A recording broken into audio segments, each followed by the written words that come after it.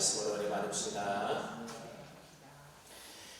다른 종교에는 없지만 오직 우리 기독교만이 가지고 있는 신앙의 독특성 가운데 하나가 뭔가 하면 그게 바로 부활입니다. 우리 기독교에서 중요하게 여기는 여러 가지 신앙 요소들이 많이 있는데 그러한 신앙 요소들이 다른 종교에도 있는 것을 보게 됩니다. 그래서 다른 종교에도 구원이라는 개념이 있고 또 우리 성경과 비슷한 그들 나름대로의 경전을 가지고 있습니다. 그리고 그들도 또한 믿음을 강조합니다. 또한 그들에게도 우리의 예배와 같은 것들이 있고 또 기도도 올리기도 하고 우리가 찬송 부르는 것처럼 그들도 자기들이 섬기는 신을 찬송하기도 합니다. 그들도 자신들이 믿는 도를 다른 사람들에게 전도하기도 하고 또 다른 사람을 가르치는 교육을 시키기도 하며 또 같은 신도들끼리 모임을 하며 교제도 합니다. 근데 다른 종교에는 없는 우리 기독교만이 가지고 있는 것이 있는데 그게 바로 부활이라는 겁니다. 다른 종교에는 부활이 없습니다. 다시 태어나서 윤회라는 것이 있기는 하지만 윤회와 부활은 본질적으로 다른 것입니다. 지난주에도 잠깐 설명을 드렸지만 부활은 우리 기독교 신앙의 가장 핵심적인 내용이다 그렇게 말할 수 있습니다. 그래서 사도 바울이 말했던 것처럼 만약 우리 가운데 부활이 없다라고 한다면 모든 것들이 우리의 믿음도 헛되고 우리의 모든 것들이 다 헛될 수가 있는 겁니다. 그렇기 때문에 부활의 첫 열매로 사망 권세 이기시고 다시 살아나신 이 예수님의 부활이야말로 얼마나 중요한 사건인지 모릅니다.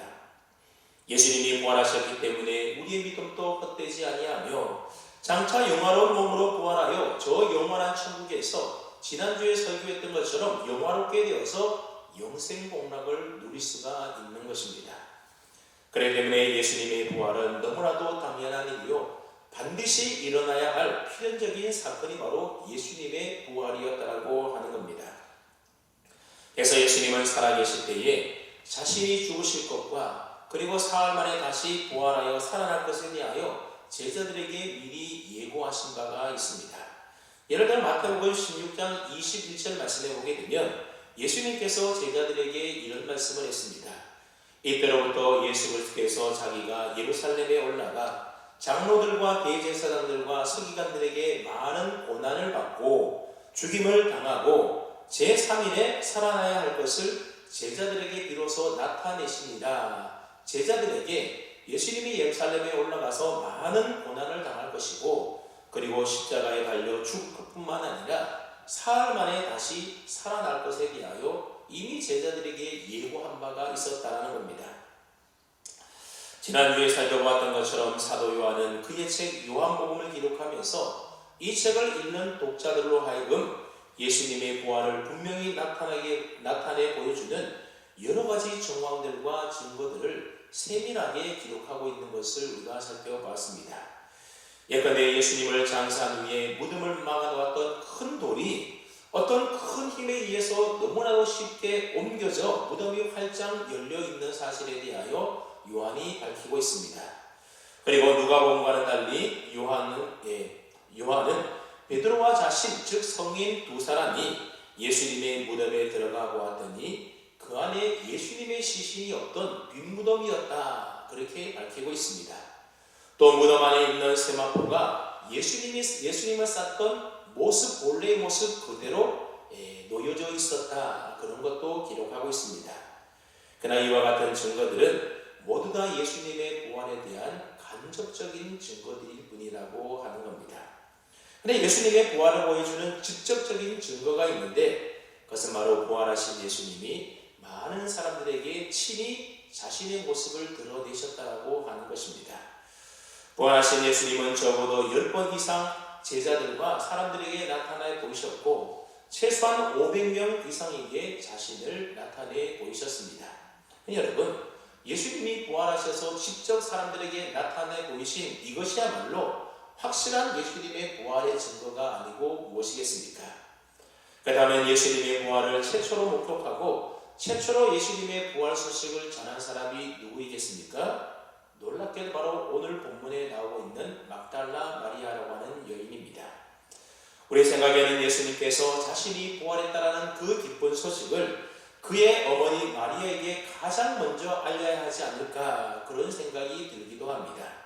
왜냐하면 아들 예수의 비참한 죽음을 곁에서 모두 지켜보았던 이 육신의 어머니 마리아는 아마 사흘 동안 아무것도 먹지 못한 채 극심한 괴로움과 슬픔에 잠겨서 아마 눈물로 지내고 있을 것이 뻔했기 때문에 그렇습니다. 그런 마리아에게 부활하신 모습으로 예수님이 나타나신다라고 한다면 슬픔에 잠긴 마리아가 얼마나 기뻐하고 또 큰 위로를 받겠습니까? 그런데 예수님은 이 부활의 기쁜 소식을 육신의 모친이었던 마리아에게 가장 먼저 알리지 않았다는 겁니다. 그렇다고 장차 주님의 뒤를 이어서 주님의 몸된 교회를 이끌어갈 수제자 베드로라든지 아니면 그동안 3년 동안 함께 지냈던 사랑하는 제자들에게 찾아가서 예수님의 부활을 가장 먼저 알린 것이 아니었다는 겁니다. 참으로 놀랍게도 예수님의 이 부활 소식을 가장 먼저 접하고 가장 먼저 알린 사람은 바로 마리아였다라고 하는 겁니다. 일반적인 상식으로 볼 때에 부활하신 예수님께서 막달라 마리아에게 가장 먼저 나타나셨다라고 하는 사실은 참으로 의외라는 겁니다. 그렇다면 왜 예수님께서는 막달라 마리아에게 가장 먼저 부활의 소식을 전하였던 것일까요? 물론 이것은 주님만이 아실 일일 겁니다. 그러나 우리가 성경을 좀 자세히 살펴보게 되면 조심스럽게나마 그 해답을 나름대로 좀 유추해 볼 수 있는 단서들을 우리가 좀 찾아볼 수가 있습니다. 먼저 여러분, 막달라 마리아는 누구입니까? 복음서를 읽어보게 되면 막달라 마리아에 대한 기록이 여러 군데 나와 있는 것을 보게 됩니다. 그 내용을 종합해 보면 이 막달라 마리아의 삶을 재구성해 보면 이렇습니다.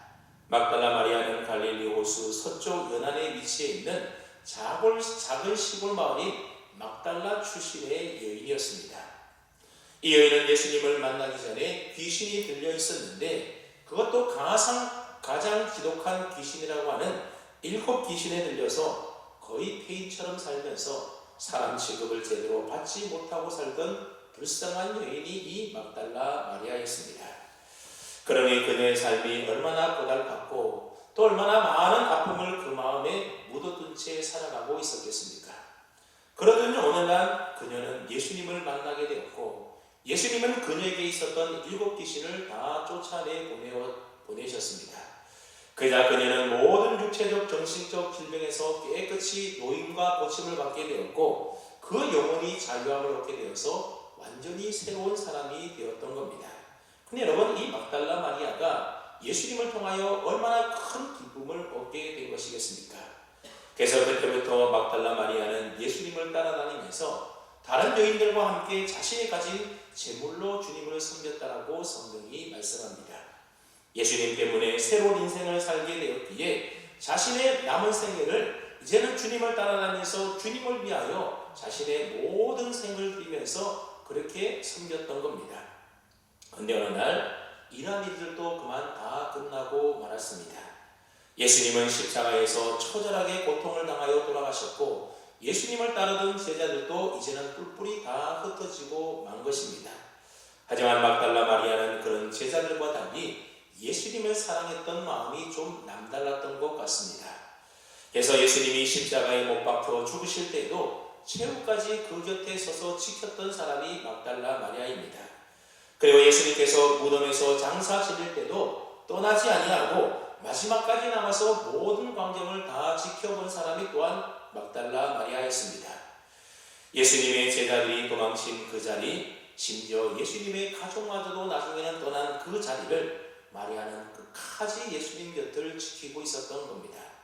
또 지난주에 살펴봤던 것처럼 막달라 마리아는 안식일이 끝나자마자 아직 날이 밝지 않는 이른 새벽임에도 불구하고 예수님에게 바를 향품을 준비하여 가장 먼저 예수님의 무덤에 찾아 올라갔던, 어떻게 보면 예수님을 끔찍하게 생각하고 사랑했던 그런 여인이 바로 막달라 마리아였던 겁니다. 그네 무덤에 돌이 옮겨져 있었고 누군가 예수님의 시신을 훔쳐갔나 싶어서 그 사실을 베드로와 요한에게 알리지 않았습니까?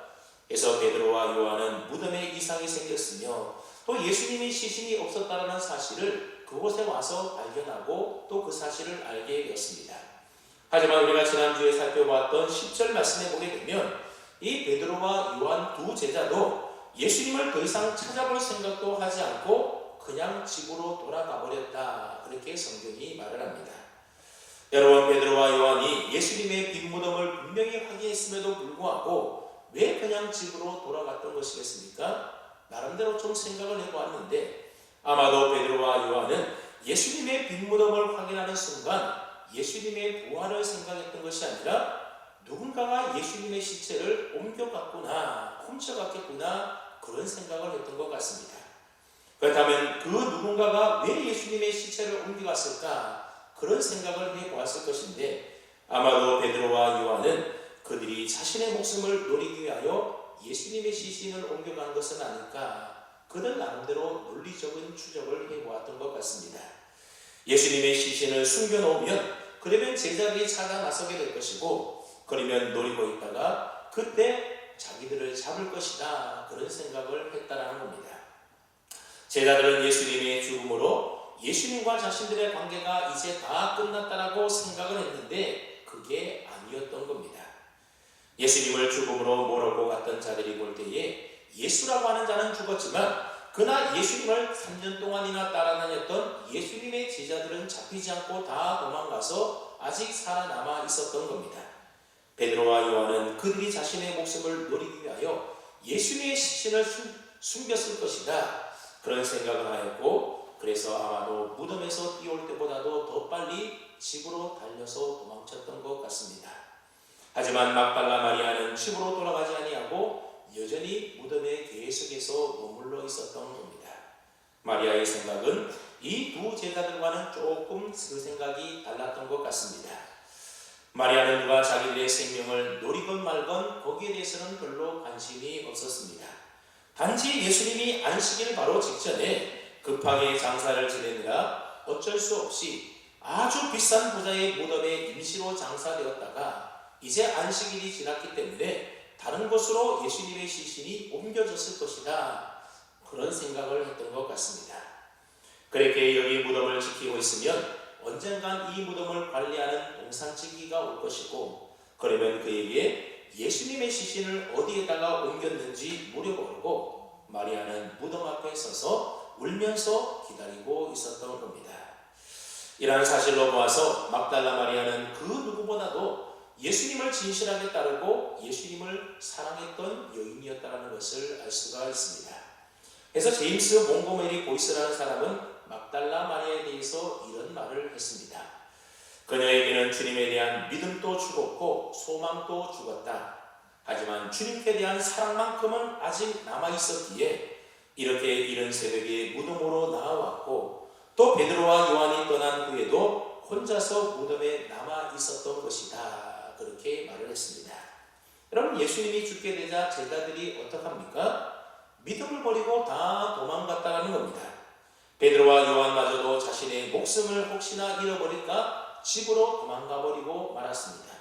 누가복음에 나오는 엠마오로 가는 두 제자는 왜 그렇게 슬빛으로 그렇게 돌아가고 있었습니까? 그들은 예수님을 이스라엘을 구속하는 분으로 믿었노라, 그런 말을 하는 것으로 보아서 나름대로 뭔가 예수님에게 소망을 들고 바라는 것이 있었던 것 같습니다. 그러나 예수님의 죽음과 함께 그 모든 소망도 다 끝나버리고 만 것입니다. 하지만 막달라 마리아처럼 주님의 사랑을 받고 주님을 사랑한 경험은 믿음이 끝나버리고 소망이 사라져버린 그 절망적인 순간조차도 밝게 빛나고 있었던 것을 보게 됩니다. 그래서 성경의 믿음, 소망, 사랑은 항상 있을 것인데 그 중에 제일은 사랑이라, 그런 말씀을 하고 있는 줄도 모르겠습니다. 어쨌든 막달라 마리아는 베드로, 요한과는 달리 예수님으로부터 극적인 사랑을 맛보았던 여인이었습니다. 귀신에 들려서 황폐하게 되었던 인생이 예수님을 통하여 노임을 받게 되었고 완전히 새로운 삶을 살게 되었던 겁니다. 그러니 주님께 받았던 그 은혜와 그 사랑을 쉽게 잊어버릴 수가 없었던 겁니다. 그렇게 베드로와 요한은 집으로 돌아갔지만 주님을 향한 그 사랑 때문에 막달라 마리아는 쉽게 주님을 포기하지 않고 그곳에 여전히 남아서 예수님을 찾고 있었던 겁니다. 여러분, 우리가 인생을 살다 보면 믿음도 흔들릴 때가 있고 소망도 다 무너질 그때가 있지 않습니까? 그러나 주님을 사랑하는 진실한 고백만 우리 가운데 있다라고 한다면 그 사랑이 다시금 우리의 믿음도 일으켜주고 우리의 소망도 견고하게 세워주는 겁니다. 나중에 우리가 요한복음 21장에서 배우게 되겠지만 여러분, 베드로를 대하시는, 베드로를 찾아갔던 주님의 모습을 한번 가만히 생각해 보십시오. 한때 베드로는 주는 그리스도이시요 살아계신 하나님의 아들이십니다, 그런 훌륭한 믿음의 고백을 했던 자이지 않습니까? 그러나 주님이 잡히시게 되자 예수님을 저주까지 해가면서 부인하고 그 믿음을 다 잃어버렸습니다. 그때 부활하신 주님은 그런 베드로에게 찾아가서 베드로에게 무슨 말씀을 하셨습니까? 베드로야, 너가 이 사람들보다 나를 더 사랑하느냐? 너가 나에게 대한 믿음이 있느냐를 물어보신 것이 아니라 이 사람들보다 나를 더 사랑하느냐? 예수님에 대한 사랑에 대하여 예수님이 3번이나 물으셨습니다. 그리고는 내가 주를 사랑하는 줄 주께서 아시나이다 라고 하는 이 베드로부터 3번의 사랑의 고백을 받아내게 됩니다. 여러분, 그 이후로 베드로는 어떠했겠습니까? 주님의 이 사랑을 잊을 수가 없었을 겁니다. 나중에 베드로는 십자가에 거꾸로 못 박혀서 순교를 당했는데 그 죽음의 순간까지도 주님을 배반하였던 자신을 찾아와서 용서하시면서 너가 나를 사랑하느냐 그렇게 물으셨던 예수님의 그 사랑을 잊을 수가 없었을 것입니다. 막달라 마리아에게는 바로 주님을 향한 이 사랑이 그녀에게 있었던 겁니다. 비록 마리아는 빈무덤을 확인하고서도 주님의 부활에 대해서는 온전히 믿지는 못했지만 주님에 대한 그녀의 사랑 하나만큼은 어느 누구도 따를 수 없을 만큼 큰 사랑이 그녀에게 있었던 겁니다. 아무튼 베드로와 요한은 집으로 돌아갔지만 막달라 마리아는 무덤 밖에 서서 계속 울고 있었습니다. 근데 마리아가 울었다라고 하는 이 울음소리는 그저 조용히 우는 울음이 아니었다라는 것을 알 수가 있습니다. 그래서 11절에 보면 울다라고 하는 말이 헬라어로 봤더니 크라이우사라고 하는 단어를 사용하고 있는데 이 말은 크게 울다 또는 대성통곡하며 울다 그런 뜻을 가지고 있는 단어입니다. 그다음에 여러분, 마리아는 왜 이렇게 슬퍼하며 통곡하고 있는 것이겠습니까? 사랑하는 예수님이 죽은 것도 참 슬픈 일인데 그 시신까지 이제는 사라지고 없으니 슬픔이 복받쳐 올라와서 통곡하며 울고 있었던 겁니다. 그런데 마리아가 울고 있는데 무덤 안에 누군가가 있는 것 같았습니다. 그래서 무덤 안을 꼬풀해서 들여다보았더니 흰옷 입은 2사람이 그 무덤 안에 있는 겁니다. 한 사람은 예수님의 시신이 이었던 머리맡에 있고 다른 한 사람은 발쪽에 앉아 있었습니다. 여러분, 이것은 상당히 자세한 설명인 겁니다. 마리아가 무덤 안을 아주 유심히 살펴보았다라는 그런 의미의 말입니다. 분명히 무덤은 비어 있었고 그 안에는 아무도 없었습니다. 그런데 이제는 어찌 된 일인지 흰옷 입은 2사람이 그 안에 앉아 있더라는 겁니다. 그들은 천사들이었지만 마리아는 그들이 천사인 줄 알아보지 못했던 것 같습니다. 그도 그럴 것이 누가복음 24장 4절 말씀에 의하면 2사람은 사람의 모양을 하고 있었고 마가복음 16장 5절에 의하면 2 천사는 청년의 모습을 하고 있었던 것을 보게 됩니다. 그래서 마리아는 그들이 천사임을 알아보지 못하였던 겁니다. 이때 마리아는 이 2 천사를 보면서 아마도 무덤을 청소하기 위하여 이곳에 온 동산지기 수하에 있는 사람인 줄로 생각했던 것 같습니다. 그런데 이 2사람이 마리아에게 묻는 겁니다. 여자여 어찌하여 우느냐? 어찌하여 우느냐? 그렇게 물었습니다. 여러분, 이 천사들의 질문은 마리아를 깨우치기 위한 그러한 질문이었던 겁니다. 여러분, 근데 사실 마리아가 울어야 될 만한 이유가 있습니까? 없습니까? 사실 마리아가 울어야 될 이유는 하나도 없는 겁니다. 왜냐하면 예수님은 죽음을 이기시고 다시 부활하여 살아나셨기 때문에 그렇습니다.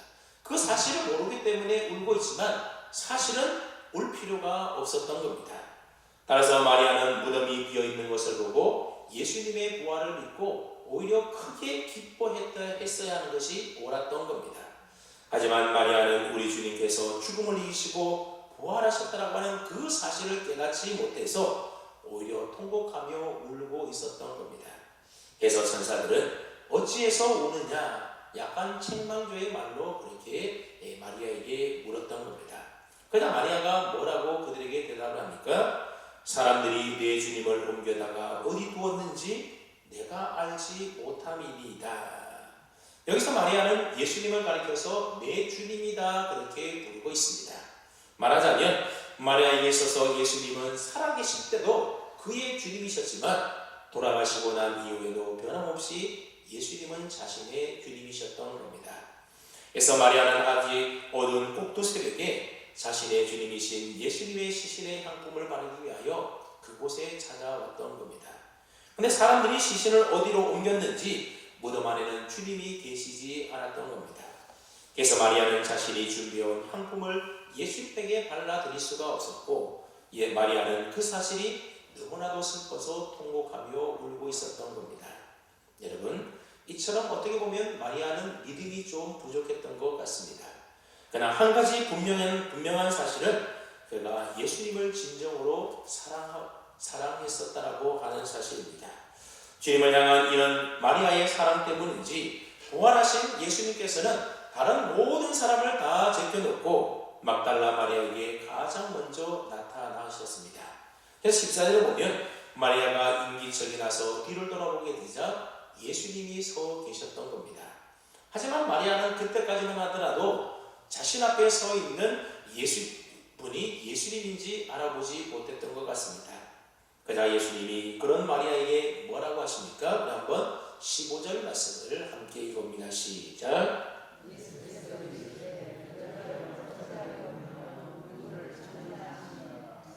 마리아는 그가 동산직인 줄 알고 이르되 주여 당신이 옮겼거든 어디 두었는지 내게 이르소서 그리하면 내가 가져가리이다. 아멘. 예수님은 마리아에게 여자여 어찌하여 울며 누구를 찾느냐 물으셨습니다. 앞에 천사가 물었던 것과 똑같이 왜 울고 있느냐 그렇게 묻고 있는 겁니다. 그래도 마리아는 그가 아직 예수님인지 모르고 있었습니다. 예수님이 오셔서 직접 말씀함에도 불구하고 예수님이 여자여라고 마리아를 불렀더니 그저 아리마대 부자 요셉의 무덤을 관리하던 동산직인 줄로만 알았던 겁니다. 그리고 무덤 안에 있던 두 천사는 그 동산직이 밑에서 일하는 일꾼들이라고 생각했던 겁니다. 그도 그럴 것이 마리아는 예수님의 빈무덤만 바라보고 자신의 이성적인 판단과 논리적 추론에 근거해서 누군가가 예수님의 시체를 옮겨갔을 것이다 그런 생각을 했던 겁니다. 그러니 지금 자신 앞에 서 있는 분이 자신이 그토록 찾고 있는 예수님인지 알아보지 못하고 동산직인 줄로만 알고 있는 겁니다. 그래서 마리아는 당신이 시신을 옮겼거든 제발 어디에 두었는지 좀 내게 알려달라고 정중하게 부탁을 하는 겁니다. 여러분, 마리아가 누구에게 부탁을 했다는 겁니까? 예수님의 살아있는 예수님에게 죽은 예수님의 시신을 좀 찾아달라고 지금 부탁을 하고 있는 겁니다. 여러분, 이게 우리 인간의 한계라는 겁니다. 주님이 마리아의 눈을 열어주시기 전까지는, 주님을 체험하기 전까지는, 주님의 말씀을 통하여 변화되기 전까지는, 성령의 능력으로 믿음이 생기기 전까지는 예수님을 보긴 보아서도 부활하신 주님을 제대로 알아볼 수가 없었던 겁니다. 그러기에 주님의 부활은 빈 무덤으로 본 것으로 지적인 확인으로만 믿어지는 일이 결코 아니라는 겁니다. 여러분, 우리의 신앙이라고 하는 것은 나 자신의 이성적인 판단과 논리적 추론에 근거해서 믿음이 생겨나고 신앙이 세워져 가는 것이 아니라고 하는 겁니다. 여러분, 우리는 모두 다 성경을 읽지 않습니까? 그리고 또 오늘처럼 이렇게 설교도 자주 듣습니다. 그래서 우리는 성경을 통해서든지 설교를 통해서든지 예수님이 하나님의 아들이시며 그가 우리의 죄를 대신하여 죽으셨다가 다시 살아나셨다라고 하는 사실을 우리는 이성적으로 논리적인 그런 생각들로 결론에 이르게 되는 겁니다. 하지만 예수님과 나와의 1대1의 만남이나 인격적인 만남이 없으면 우리의 신앙이라고 하는 것은 그저 이성적인 판단에 근거한 하나의 논리적 추론에 지나지 않는다라고 하는 사실입니다.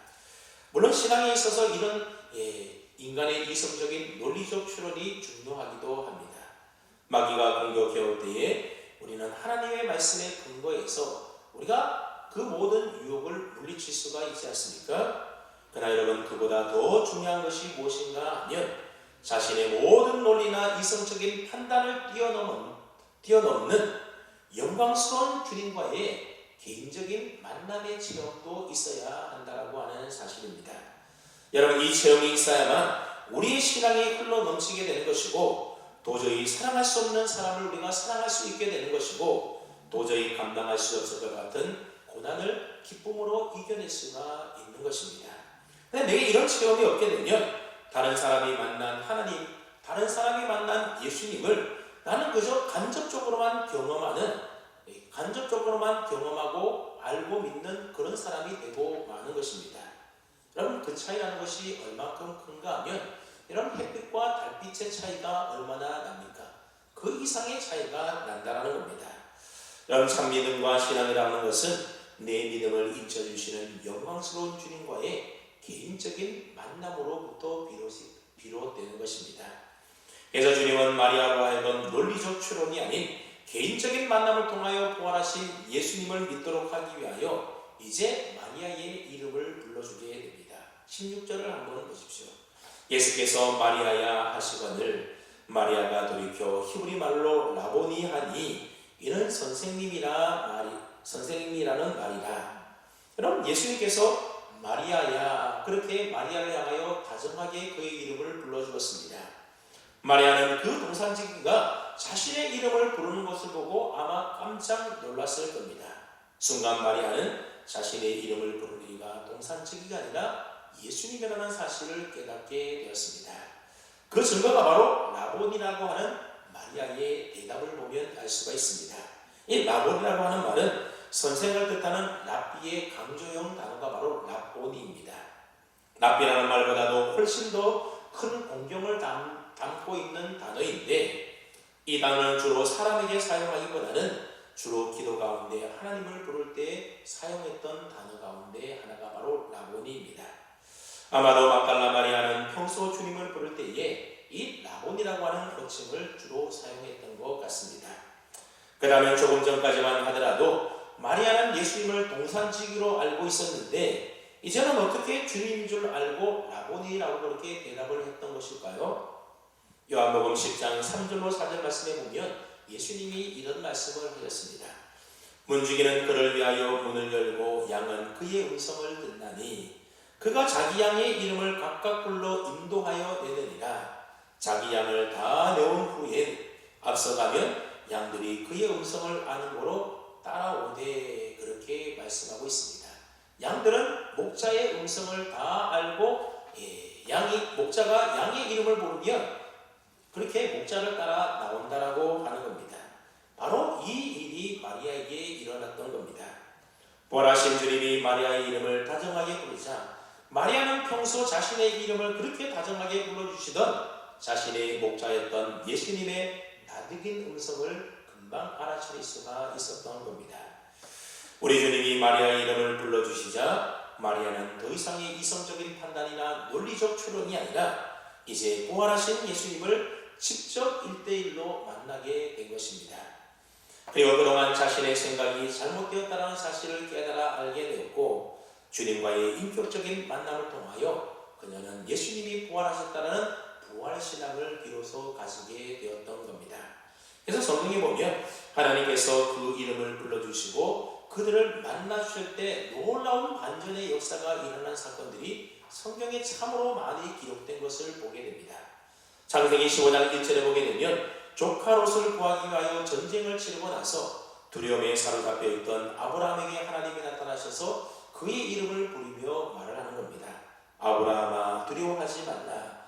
나는 내 방패요 너의 지극히 큰 상급이니라. 그리고 나서 하나님은 아브라함과 놀라운 언약을 맺어주시게 됩니다. 또 하나님은 미디안 광야에서 인생의 황금기 40년을 잊혀진 사람으로 살고 있었던 늙은 모세에게 찾아와 호렙산 떨기나무 불꽃 가운데서 모세야 모세야 하며 모세를 부르지 않습니까?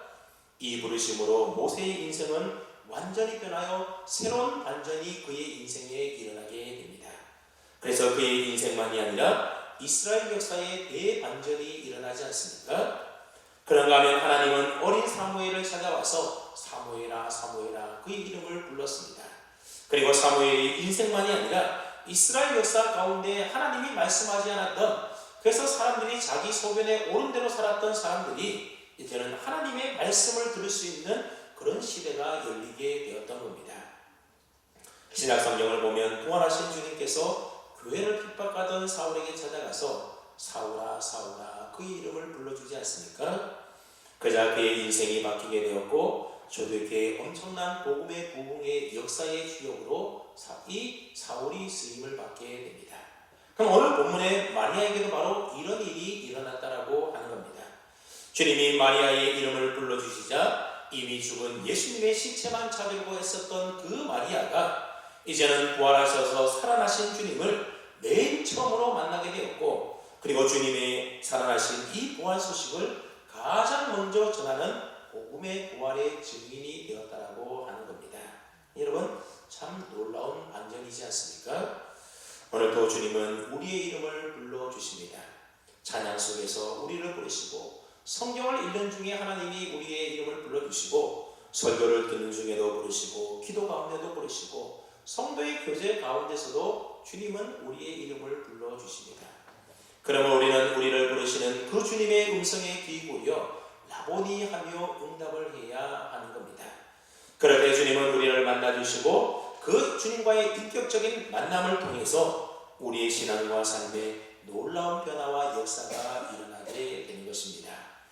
오늘 본문의 마리아에게 바로 그 일이 일어나게 되었던 겁니다. 그런데 그 순간 마리아가 얼마나 기쁘고 감격했겠습니까?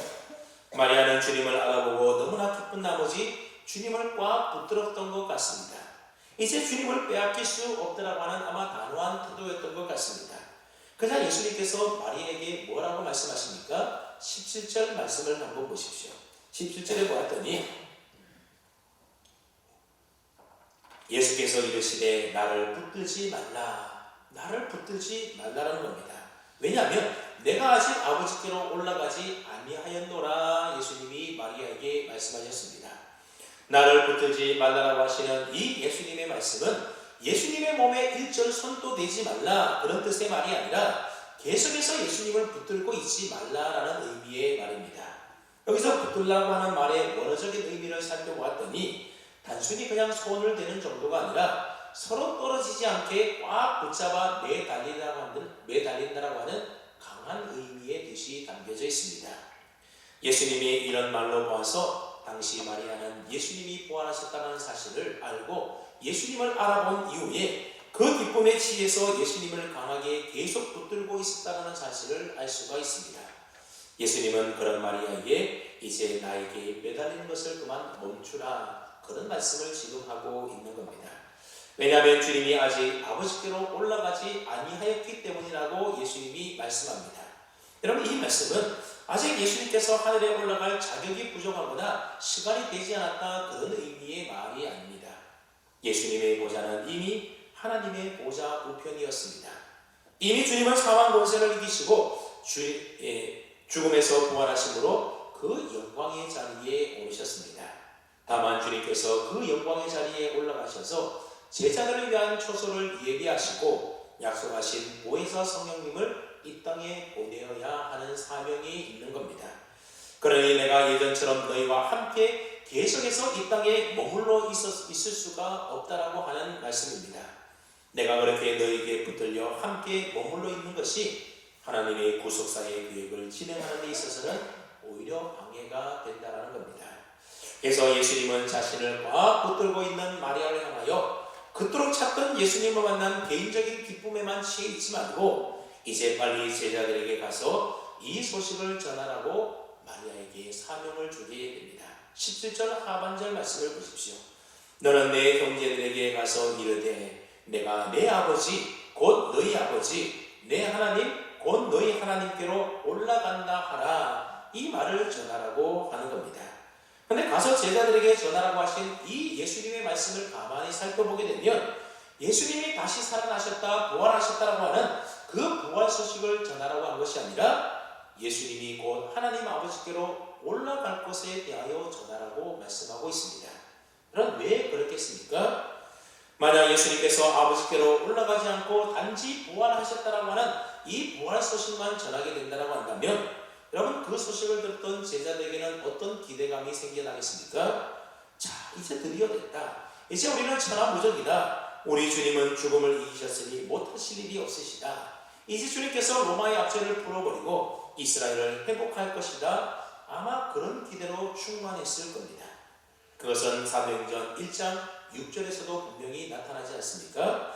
예수님께서는 부활 이후에 40일 동안 제자들에게 나타나셔서 하나님 나라에 관한 일들에 대하여 가르치셨습니다. 그런데도 주님이 승천하기 직전까지 제자들이 포기하지 못한 것 하나가 있었는데 그게 뭐였다는 겁니까? 주께서 이스라엘 나라를 회복하심이 이때니까 그때까지도 제자들은 아직도 그러고 있었던 겁니다. 그래서 주님께서는 마리아에게 내가 아직 승천하지 않았으니 나를 붙들지 말라라고 그렇게 말씀하셨고 제자들에게도 예수님이 부활하셨다는 소식만 전하는 것이 아니라 곧 하늘로 올라가실 것이라고 하는 승천 소식을 전하라고 예수님이 말씀하고 있는 겁니다. 그래서 마리아나 제자들이 부활하신 주님을 통하여 그들이 가질 수 있는 헛된 기대와 꿈을 조금이라도 갖지 못하도록 하게 하셨던 겁니다. 왜냐하면 그들이 혹시라도 갖게 될지도 모르는 그런 기대와 꿈이라고 하는 것은 예수님이 부활하시고 승천하심으로 이루고자 하시는 하나님 나라의 모습과는 정반대의 모습이었기 때문에 그렇습니다. 그래서 예수님은 너무나 기뻐서 매달리는 마리아를 향하여 다소 좀 냉정해 보이는 듯 하지만 그런 말씀을 하셨던 겁니다. 그러나 예수님이 제자들에게 가서 전하라고 하신 예수님의 말씀을 우리가 조금만 더 자세하게 읽어본다라고 한다면 예수님은 제자들에게 소망을 주는 참으로 은혜로운 말씀을 가서 전하라고 마리아에게 말했던 겁니다. 먼저 여러분 예수님은 당신이 잡히시고 죽을 때에 배반하고 흩어졌던 제자들을 향하여 뭐라고 호칭하고 있습니까? 내 형제들이라고 그렇게 부르고 있습니다. 이것은 제자들을 제자의 자리에서 이제는 예수님의 형제의 자리로 올려놓은 것입니다. 그래서 히브리서 2장 11절 말씀에 보면 이런 말이 나와 있습니다. 거룩하게 하시는 이와 거룩함을 입은 자들이 다 한 근원에서 난지라. 여기서 거룩하게 하시는 이는 누구를 말하는가 하면 자신의 피로써 우리의 죄를 사심으로 우리를 거룩하게 해주신 예수님을 가리키는 겁니다. 그 다음에 나는 거룩하게 함을 입은 자는 누구인가 하면 예수님의 피로써 이제 의롭다 칭함을 받은 오늘 예수 믿는 우리 성도들을 가리키는 겁니다. 즉 예수님과 성도는 다 한 하나님으로부터 난 자이기 때문에 그러므로 형제라 부르시기를 부끄러워하지 아니하셨다 말하고 있습니다. 즉 예수님과 성도는 하나님으로부터 난 자들이기 때문에 이제부터 예수님께서는 성도를 향하여 형제라 부르기를 부끄러워하지 아니하셨다라는 겁니다. 간 예수님이 제자를 향하여 내 형제다 그렇게 부르셨다라고 하는 것은 그들이 그동안 잘하고 못하고 선행이나 공로나 그들의 행위 때문에 그렇게 부르는 게 아니라는 겁니다. 이것은 전적으로 그리스도의 구속 사역의 완성으로 인하여 모든 믿는 자에게 임하는 은혜요 축복이라고 하는 겁니다. 여러분 제자들이 예수님의 그동안 했던 것을 보게 되면 예수님께서 어떻게 그들을 향하여 형제라 그렇게 부를 수가 있고 그들 또한 어떻게 예수님으로부터 형제라 칭함을 받을 만한 자격이 있겠습니까? 그러나 주님은 십자가에서 온전히 이루신 그 구속의 사역을 통하여서 그들을 이제는 형제라 부르고 있는 겁니다.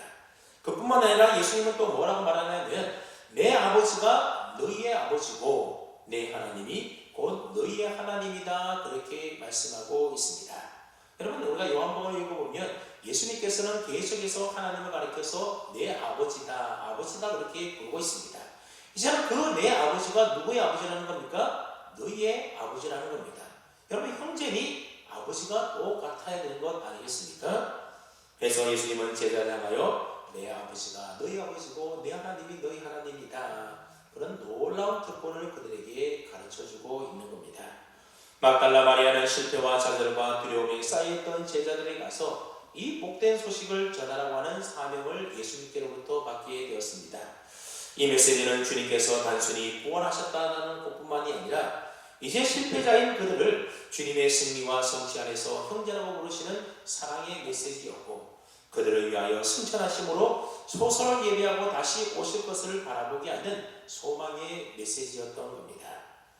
여러분, 그러니 그 메시지 자체로 제자들에게는 큰 은혜가 되었던 겁니다. 여러분, 오늘도 우리가 이런 복음의 메시지를 전해야 하지 않겠습니까? 오늘 보면 18절에 보면 이제 막달라 마리아는 예수님을 붙잡았던 손을 놓고 제자들에게 달려가서 부활하신 예수님 만난 기쁜 소식을 전하게 됩니다.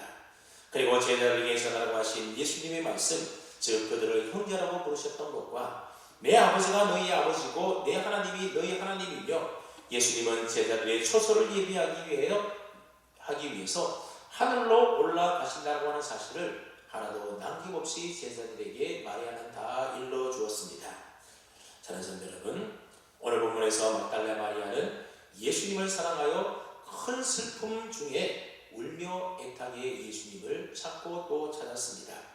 부활하신 주님은 결코 그런 마리아를 외면치 아니하시고 다른 그 어떤 사람들보다도 가장 먼저 그녀를 만나 주었습니다. 그 결과 마리아는 이제 더 이상 슬픔의 여인, 눈물의 여인이 아니었던 겁니다. 기쁨과 환희의 사람, 주님의 부활과 승천을 최초로 증거하는 사람으로 그녀는 놀랍게 변화되었습니다. 이제 한 열흘 정도 지나면 주님이 부활하신 부활절입니다. 그냥 해마다 한 번씩 찾아오는 절기로 이번 부활절을 맞이하지 마시고 막달라 마리아처럼 주님 진심으로 사랑하는 간절한 마음을 가지고 부활의 주님을 기쁨으로 만날 수 있는 그러한 은혜가 저와 여러분에게 있기를 바랍니다. 그리고 주님의 부활 소식을 많은 사람들에게 전하는 그 귀한 사명을 저와 여러분들도 막달라 마리아처럼 잘 감당할 수 있는 은혜가 있기를 주님의 이름으로 축원합니다. 아멘. 하나님 아버지